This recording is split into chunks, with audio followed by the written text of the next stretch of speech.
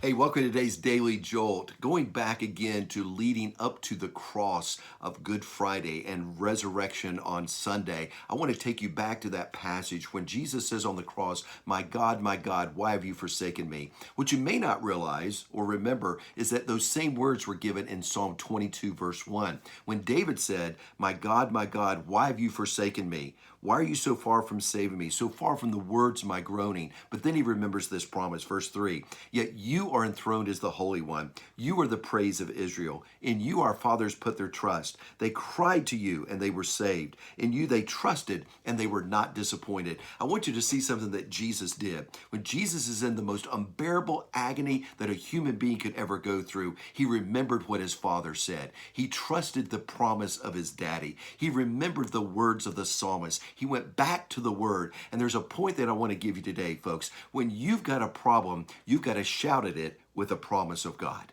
See, so many times we try to argue our way out of a problem, or we try to bring human wisdom upon it, or we get our Facebook friends together and say, "What do you think I ought to do?" But what we need to do is go back to the word, go back to what God has already said about our situation. And for every situation, there is a scripture.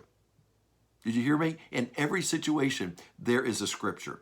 And if you'll just simply get a word from God, receive it and believe it and claim it by faith, you can shout at your problem with God's promise. That's exactly what Jesus did. No matter if your finances are failing, or your marriage is a mess, or your relationships are ruined, or your desires are delayed, or your love is languishing, God's got a promise for your problem. And you've got to shout it out. You've got to say it out loud, because the devil cannot hear your thoughts, but he can hear what you say. And so you need to speak it out loud, the promise of God, and claim it, hold on to it, believe it, tell other people about it, and just hold on like a cat on those posters that you used to see that people put up, hanging on for dear life, because they know that just putting their claws into that which is truth will get them through the terribleness of their situation. That's what God is calling you today. He's calling you right now at this very moment to get a promise.